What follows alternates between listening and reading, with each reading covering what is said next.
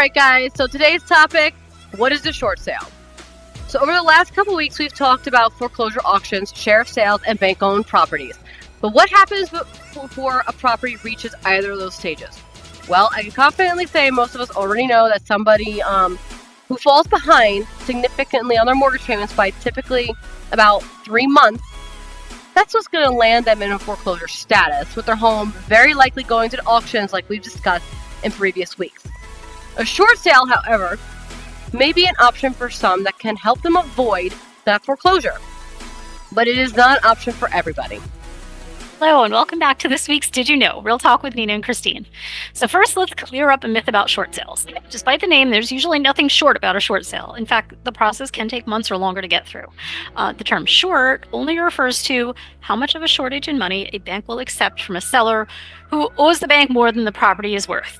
Okay, that's a little long. So, as an example, say you as a homeowner owe $500,000, but the property will realistically sell for only $400,000. The sale comes up $100,000 short, and that's before considering any other liens or selling expenses, hence short sale. Now, let's start with the basics here. As I mentioned, this is not an option for everybody, but it can be a good option for homeowners who are behind on their payments or upside down on their mortgage. Now, understand, being upside down on the mortgage and being delinquent are two different things.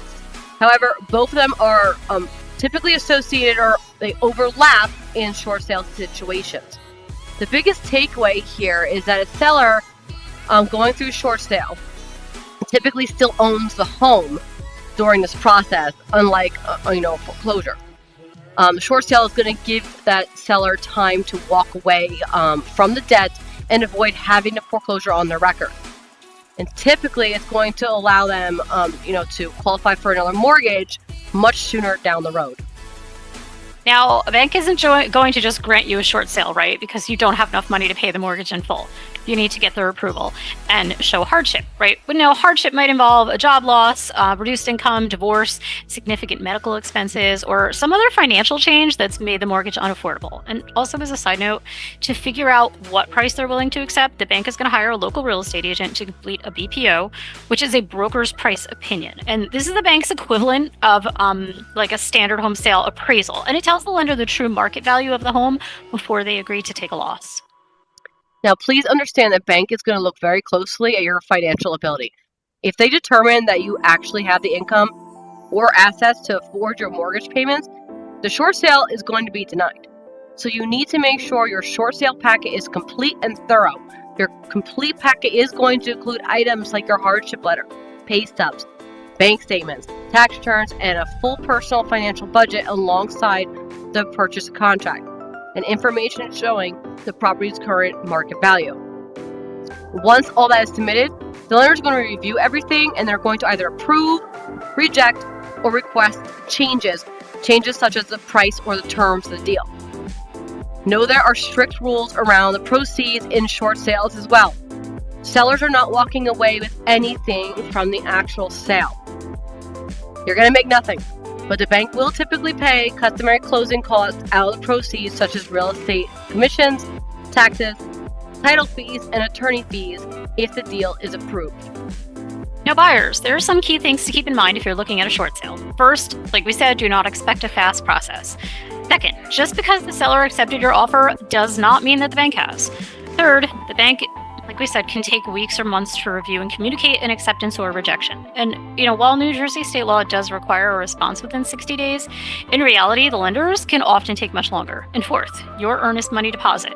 This can be tied up during this entire review period with no guarantee of approval. So patience is really going to be needed here, because that timeline only starts once the lender receives a fully completed file. And believe it or not, while you're waiting on the decision from the bank, buyers have to determine how and when to complete inspections, the appraisal, and their own mortgage requirements. Timing can be very tricky with short sales, because while the lender or the bank may take months to review the transaction details, it can and most likely will set a firm closing deadline once it issues an approval letter for the sale. And if the deadline can't be met, the bank may require extension, restart the part of its review, or they'll withdraw the approval altogether. So buyers, you need to be prepared to move when that approval finally comes in. Now, it's also important to note that these properties are almost always sold as is. The seller is already facing financial hardship, so they most likely can't and or won't be able to pay for repairs or give credits. And don't expect the bank to approve the credits either. Buyers can still do home inspections, but it will be for the buyer's own due diligence. So you'll want to carefully read that inspection report fully and decide, whether you're willing and financially able to take on the property in its current condition. You are also going to want to make sure that title work is done properly. This is equally important because unpaid property taxes, second mortgages, judgments, utility balances, and other liens may need to be resolved before the property can transfer. And complications multiply if multiple lenders or lien holders being involved in the property. Each one of these parties will need to prove how the sale proceeds and how they're distributed. If they all don't agree, the whole deal can fall apart. And don't forget about those municipal requirements as well. There's something else you want to look out for, and they do vary depending on the property's location. So despite all these possible complications, short sales still offer great benefits to buyers. You can often get a home at a really competitive price below current market value and below comparable houses. And also, unlike auction properties, you can physically walk through these homes and inspect them beforehand, like we said. They're also typically in better condition than vacant houses, right? Than vacants or foreclosures, because the owners are often still living there, which kind of reduces the risk of vandalism or any of that serious deferred maintenance. Another win is your property tax assessments eventually reset to your actual purchase price, which can mean substantial tax savings for you. Now, sellers, the question we have to ask now is what happens to that unpaid balance, or commonly referred to as deficiency, after closing? Do not assume that because the bank approved the sale that it means that they have forgiven the remaining balance of the debt. You want to review the approval letter carefully to determine whether the bank is waiving a deficiency or preserving the right to collect it later. You also want to make sure that the attorney you are working with is experienced in dealing with short sales. And something else to know is that there may be, tax consequences with this. Right, because the IRS generally views a forgiven debt as taxable ordinary income. So the bank will issue a Form 1099-C for cancellation of debt. And although certain exclusions may apply depending on the seller's individual circumstances, it is advised that sellers consult a CPA to see if they qualify for an IRS exclusion, such as insolvency or primary residence exemptions, and maybe to avoid a massive tax bill on money they never actually saw. Now, something else I feel is important to point out is that pursuing a short sale does not automatically, stop an active foreclosure case. Both processes can sometimes be moving at the same time. If the short sale isn't approved and completed before the applicable foreclosure deadlines, the property can still proceed to a sheriff's sale. That's why homeowners shouldn't wait until the last minute. Contact the lender and qualified professionals early. Give yourself time to understand the options and put together the required documentation.